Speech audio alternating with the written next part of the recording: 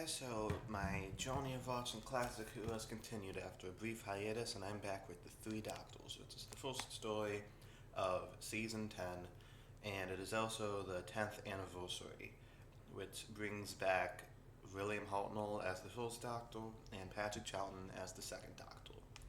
So, I feel like classic Doctor Who never really focused on its past that much. I feel like whenever an actor would leave, the show would kind of just move forward, which I think is for the best. You don't want to overly rely on nostalgia. But the 10th anniversary, that's a reason to celebrate. So it made a lot of sense to bring back the first and second Doctors, and it is so good to see them again. I missed them. I love John Pertwee. John Pertwee is my favorite classic Doctor, but whenever a Doctor leaves, you find yourself missing them. So it's great to see Patrick Troughton again. His chemistry with John Pertwee is so funny. It's comedic gold. They I realized I had my microphone over there. They bickle the entire time. It's hilarious. And also Patrick Troughton, despite being away from the show for over 3 years at this point, he jumps back in like he hasn't left.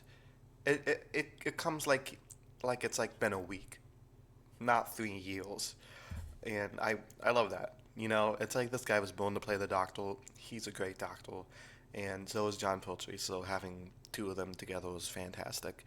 William Hartnell is in this briefly. He appears through a Skype call or a Zoom call, and it's unfortunate that he couldn't be in it more, but William Hartnell was in ill health. Like, he wasn't in the best health. He was in bad health when he left the show.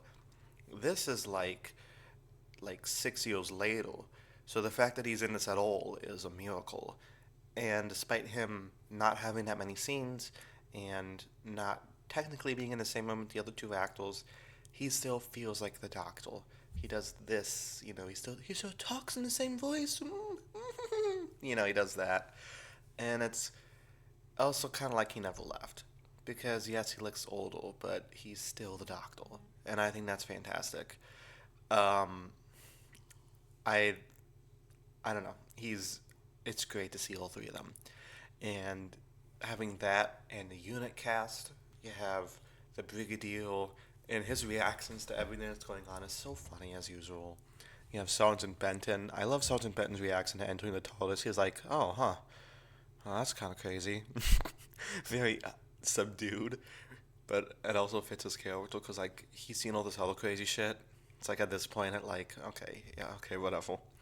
Um, I think it's funny how like the Time Lords have this emergency and they can't send a single Time Lord to help the Doctor besides himself. Like, are they all busy? Every single one of them.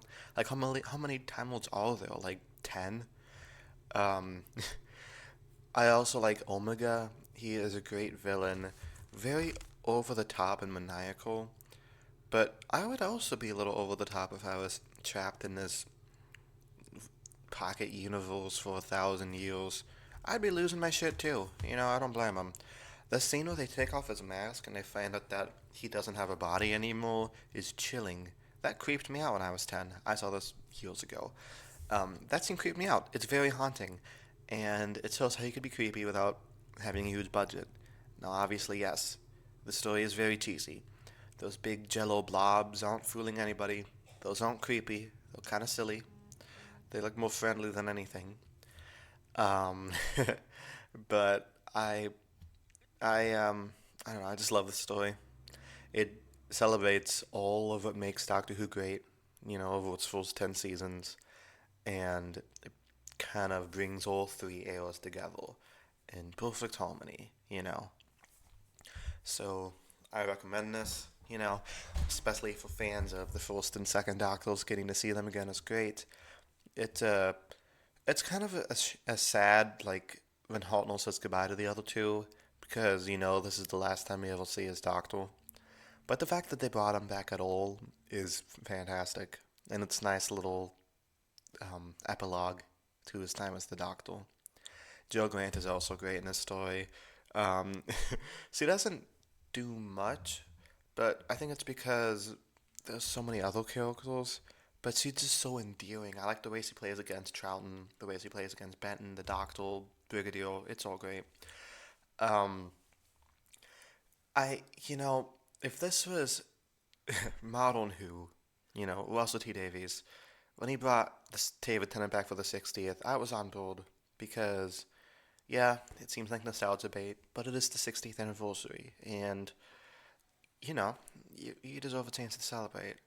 But when Russell kept bringing back other things and kept referencing the past over and over again, that's when it got a little tiring.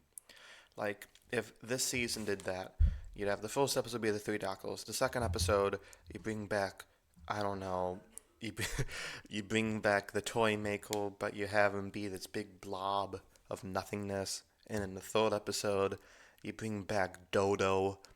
And then, and then the fourth episode, I don't know, you bring back you bring back the guy from the land of fiction, except now he's a talking lightning bulb. Like, it's just a mess. My point is, I, I don't even know what my point is. I think Doctor Who, this story, it works because it uses nostalgia, but it kind of fits into this one story. Now the Doctor has his freedom; he could go anywhere, and the rest of the season is focused on new adventures with new characters, and I think that's for the best. It doesn't overuse the nostalgia. This is a great celebration of the show, but now it's time to move on.